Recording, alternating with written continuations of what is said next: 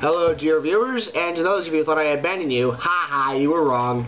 I'd like to talk to you about a bunch of things, as I always like to do. In this case, the first thing is translation of music. I actually give you two examples. Well, I won't actually do one of them because one of them actually works.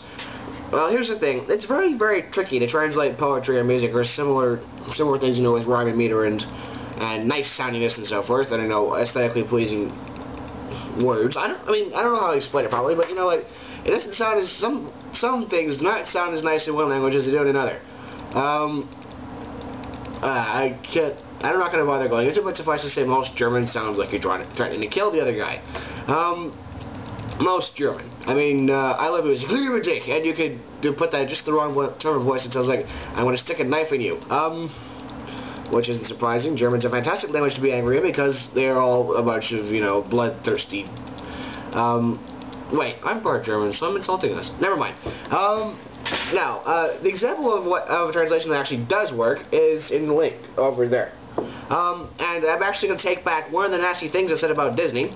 I'm not going to tell you which one I'm going to take back, just use your imagination, but, because they actually do manage to do a half-decent job getting their songs translated for foreign language versions.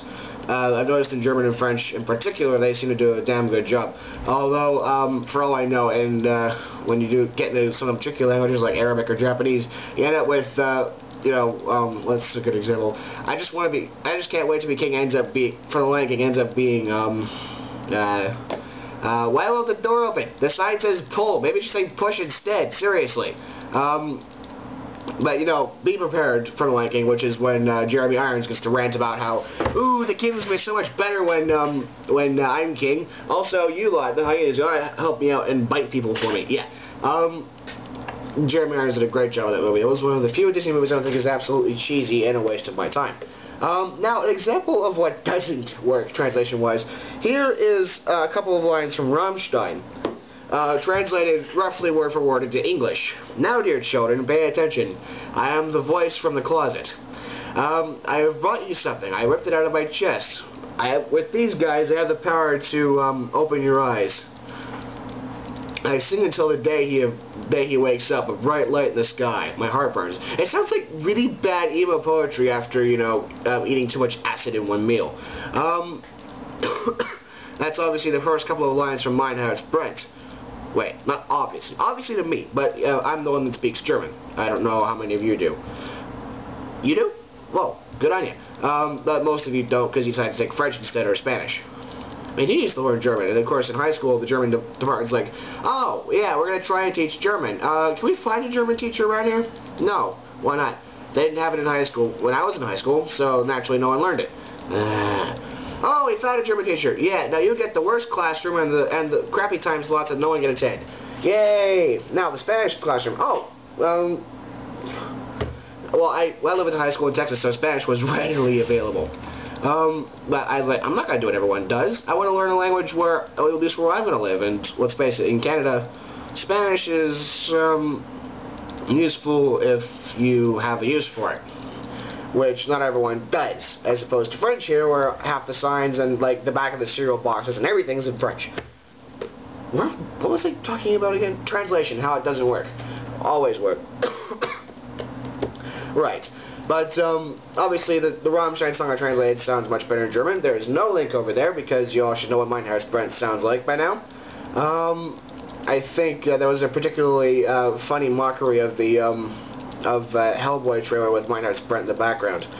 Or possibly Hellboy 2 trailer. Or possibly it was the actual trailer itself, even though the song never featured in the movie. The second thing I want to talk about is how many films are shot in Toronto, because I was walking back from lunch today, and I saw like 1,000,007 movie trailers right down Devonshire Place, which is of course where by trailers I mean when actors sit in. So it's actually like plush decoration and has running water and well, I don't know. It's supposed to be a home away from home, but actually it's kind of sucky for actors because they have to live in trailers half the time when they're shooting movies.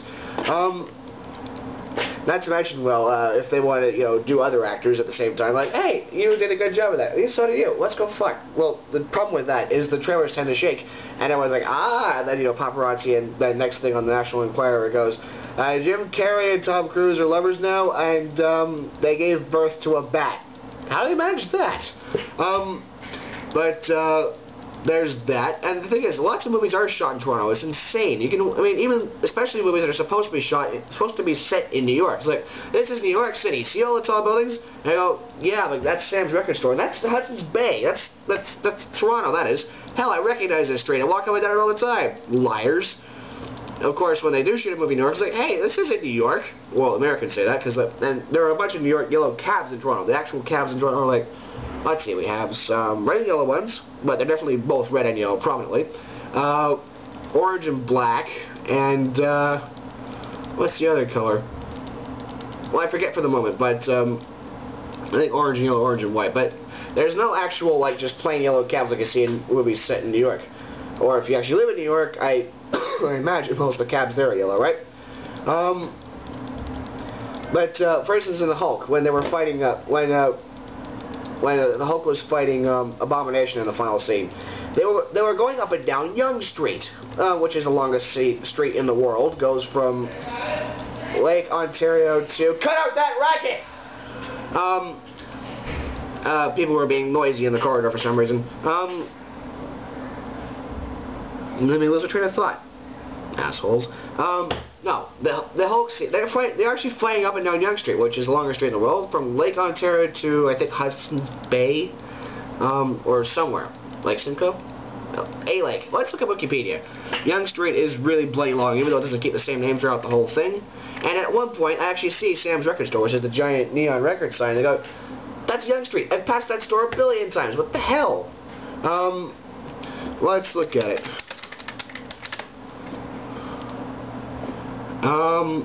Let's see, Yonge Street goes from, it's 1,896 kilometers long. This serves as the dividing line between east and west of Toronto. Well, duh. You know, if it's a street, so-and-so street west, Bloor Street west is always to the west of Yonge Street, Bloor Street east is to the east of Yonge Street. And I don't know what lake, hang on, lake.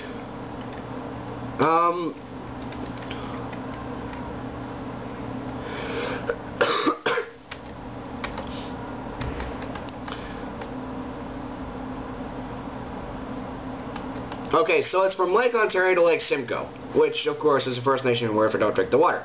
Now, let's see what the featured Wikipedia article is today, because I actually should try to get some lab work done before tomorrow morning. I know I've really put it off. The World Ends With You is an action role-playing game developed by Square Enix's Kingdom Hearts and Team Jupiter for the Nintendo DS handheld console. Oh, this is, remember Yahtzee did this at one point. Features a distinctive art style inspired by Shibuya and its youth culture.